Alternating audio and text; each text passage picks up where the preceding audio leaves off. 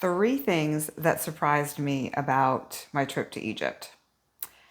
Number one, I did not at all expect the energy there to feel so heavy and intense.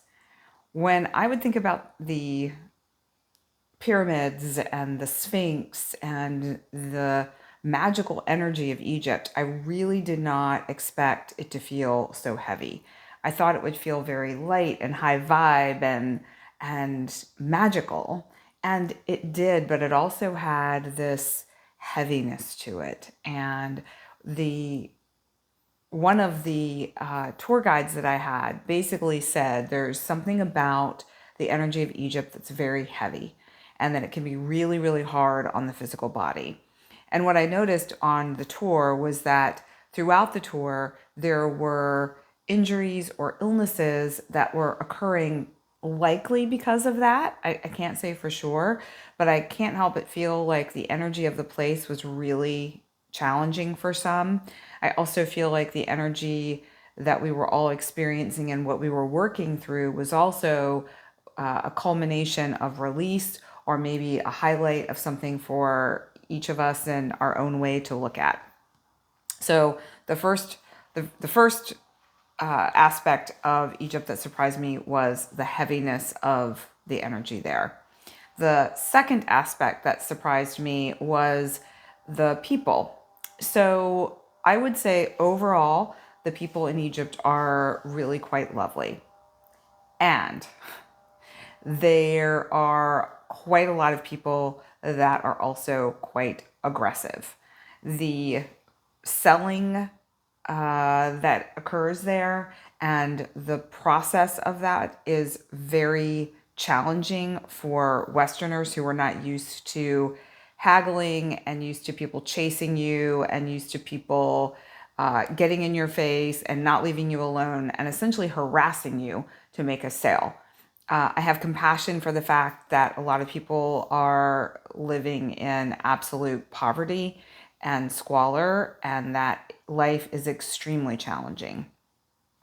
And I also feel this sense of, okay, finding a happy medium somewhere in that, or I don't know, I really just didn't expect that level of pushiness and aggressive selling. Also, they really don't take no for an answer.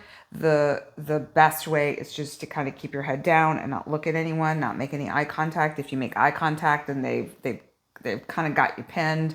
There were some people on our tour who were just the softest hearts and so compassionate and so generous.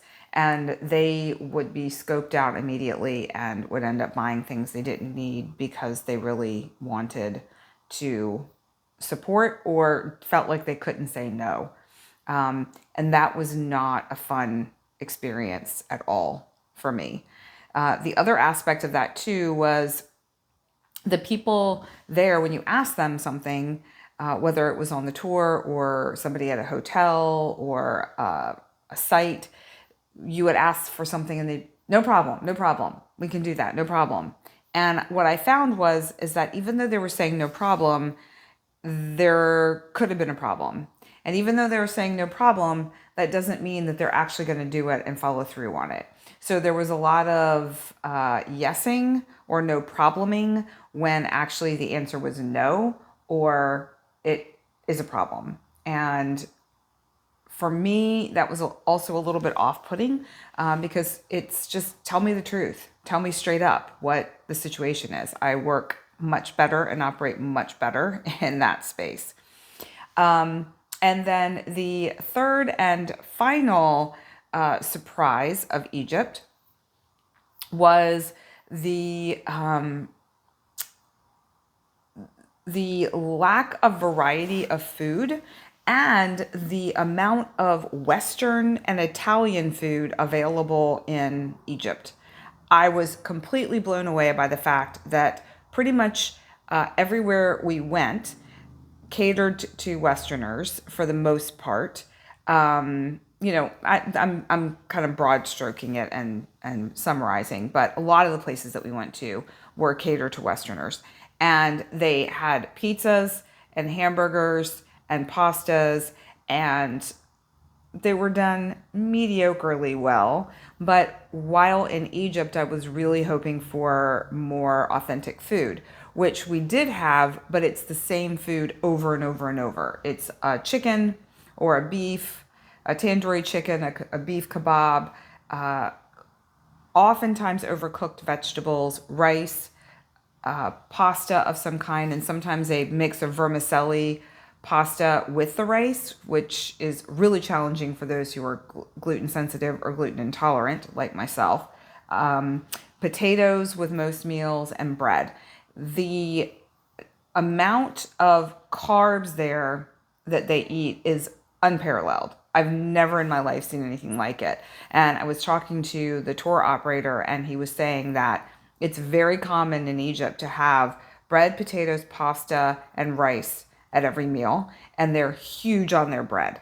Bread is a big, big thing. And not just like a Middle Eastern kind of tandoori kind of bread, or a naan bread, or I know that's more Indian, but that kind of a flat bread. It could be regular bread too, like any kind of bread, which again really surprised me. So if you have any sort of food sensitivities, that is not a great place to be. Food allergies, not really good about that or aware of it in a lot of places. Some places were a little bit better than others, but I was really surprised by the fact that anyone with food allergies, it would be challenging for you to ensure that you were taken care of and that there wasn't a cross contamination of any kind for things like eggs, gluten. Nuts were not as challenging, surprisingly enough, but that was still somewhat of an issue. And dairy is everywhere, so that would be really challenging to avoid. Luckily, I have some sensitivities and allergies, but not any that are life-threatening. So in order for me to eat some meals, I just had to suck it up. So and have the after effects of eating things that weren't super for my body.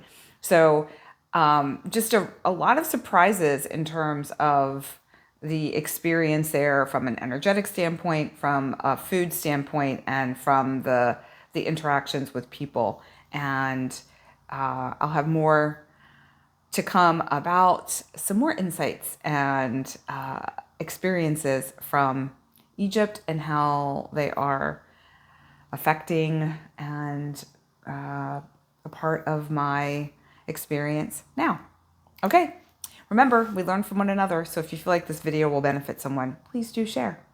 Bye for now.